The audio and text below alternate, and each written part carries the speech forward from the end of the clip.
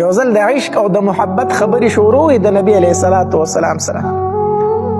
نبی علیه الصلاة والسلام وفرمایلي تاسو مؤمنان نشئ جوړېدی تر هغې پورې تر څو چې خو زما سره زیاته مینه نه وي کړي د خپل ځان نه، د خپل پلار نه، د خپل اولاد نه او د ټولو خلکو نه. عمر رضی الله تعالی فرمایلی د الله پاکه پیغمبره یقینا تا سره مې د پلار نه زیاته مینه ده، یقینا تا سره مې د اولاد نه زیاته مینه ده، یقینا تا سره مې د ټولو خلکو نه زیاته مینه ده، خو د الله پاکه پیغمبره د خپل ځان نه مې در سره زیاته مینه نشته ځکه خپل ځان ډېر خوږ دی، خپل ځان ډېر خوږ دی. نو نبی علیه الصلاة والسلام وفرمایل کله عمره داسې نشي کېدی، عمره داسې نشي کېدی. عمر رضی الله تعالی سوچ وکړو، فکر وکړو.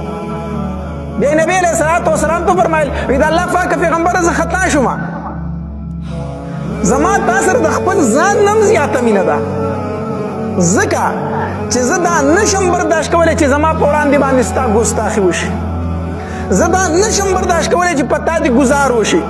د الله پاکه پیغمبر چې په تا ګزار کېږي اول به زما سینه وروستو به تا ته در رسي.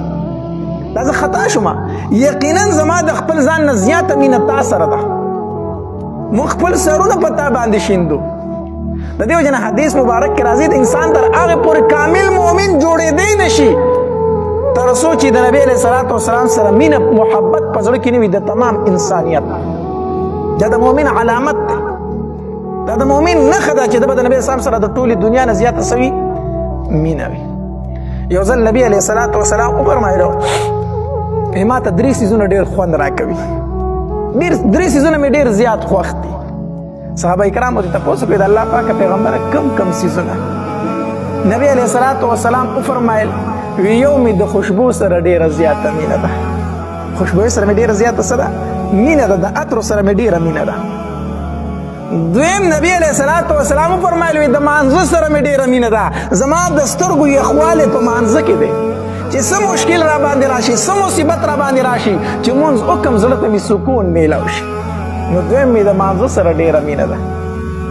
او دریم نبی علیه الصلاة والسلام وفرمایل د نیک او د صالح بیبي سره مې ډېره مینه ده، د جنتي ښځې سره مې ډېره مینه ده چې ښځه مې نیک او صالح او جنتي ښځه دا مې ډېره خوښوي. ابوبکر رضی الله تعالی عنه فرمایل د الله پاکه پیغمبره زه اوم زمام د 3 څیزونو سره ډېره مینه ده، ما ته هم 3 څیزونه ډېر خوښ دي. نبی علیه الصلاة والسلام ورته وفرمایل ابوبکر ووایه ستا کوم 3 څیزونه ډېر خوښ دي؟